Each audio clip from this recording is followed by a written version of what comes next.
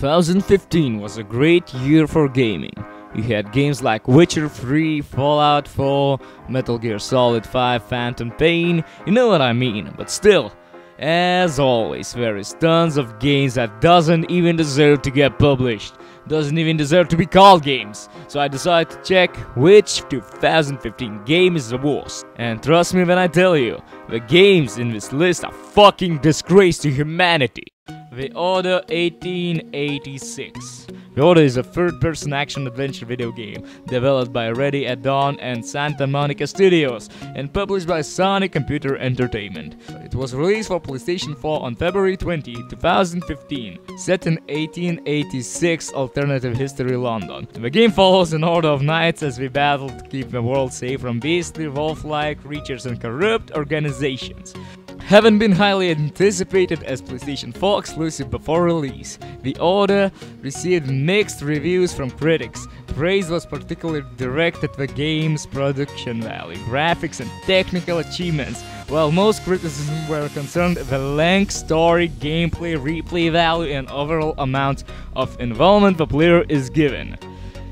The game was more like a tech demo to show the power of PS4. They could have made a freaking masterpiece out of the stuff they had, but no! Developers knew that the game would sell anyway, so why work on good gameplay and interesting story? I wouldn't even call it a game. It's a goddamn short, no replay value at all. The game is 6 to 7 hours long, in which more than half are just cinematics. You hear me? 6 to 7 hours long! Most anticipated boss battles amount of nothing more than just a quick time event. And by the way, did I mention that there are only 2 boss battles, and they're exact the same ones? That is just pathetic. Well, developers, you just fuck this up. People want to play a goddamn game, not to watch its generic cutscenes. Godzilla. Oh, fuck.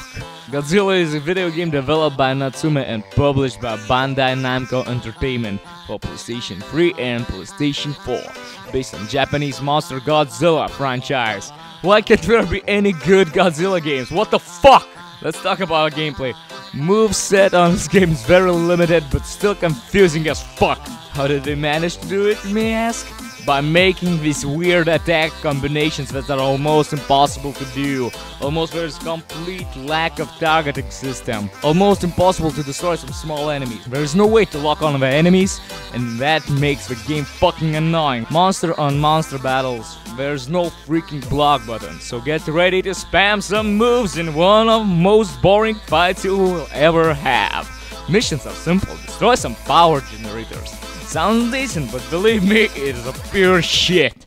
Godzilla is supposed to be about destroying stuff like buildings, right? Well, on this game, destruction of buildings is pointless. You ain't going to get shit from that. So you will go to the generators as fast as you can. By the way, Godzilla is slow as a fucking dead horse. Graphics are outdated, models look fine, I guess, but level design, bad textures, just completely ruins it. It's kinda disgusting, actually. And the sound, don't even think. If developers didn't give a shit about gameplay and graphics, of course they wouldn't give a fuck about sound design.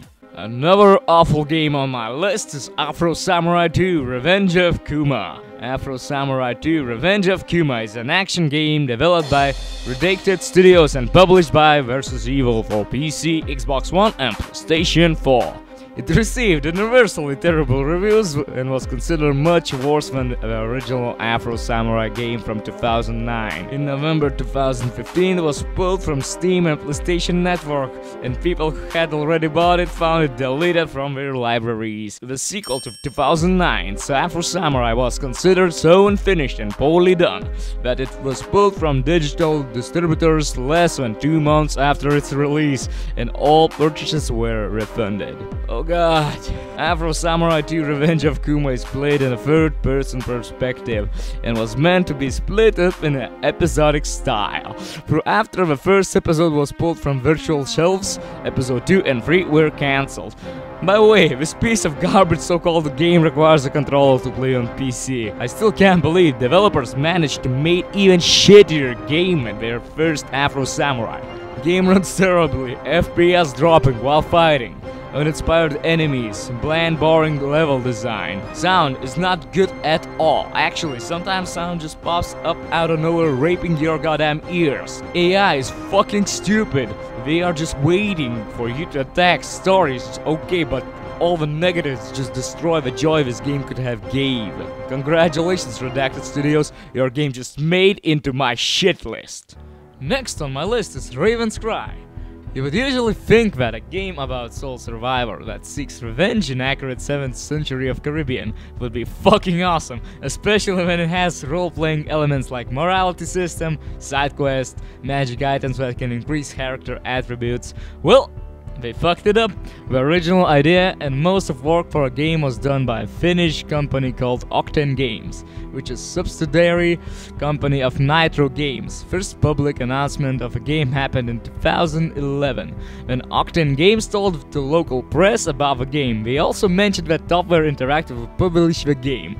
Octane Games failed to keep up with the development timetables, and after many delays in 2013, Topware Interactive made tough decisions to reorganize the project, which means that Reality Pump would finish up the game. It was released on January 30, 2015 by the Topware Interactive. And what a piece of garbage did they made! Let's talk about gameplay. Imagine the retarded Assassin's Creed Black Flag brother on drugs. The gameplay is more than awful. The developers couldn't even properly copy the combat system that Assassin's Creed's been using. The sword fighting looks like two high people just getting seizures. The swing animation is way too fast and looks so fake. And you would think on a goddamn pirate game they would add at least some effort in a sword fighting.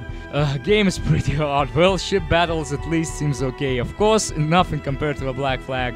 Repetitive missions, boring storytelling, and boring as fuck characters hurt the game even more. Let's talk about graphics. At first, the graphics didn't look so bad. Actually, it seems pretty damn impressive. But then I noticed dropping frame rates, popping up glitches that looks ridiculous, faceless impressions that characters make. There are some times when you can see one ugly textured civilian just passing by. Yep, all those strange things overcame the decent graphics that Ravenscry had and gave that strange ugly atmosphere. Let's talk about sound. Sound design of a game is really weird. All the sounds happening at the same time, hearing pirate songs in the background makes it impossible to understand what the pirate you're talking to is saying. The sound effects of any kind are always out of place. It ruins the realistic experience even more.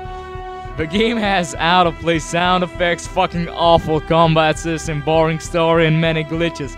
That is what I call a pure shit. And the worst game of 2015 definitely goes to Galactic Hitman.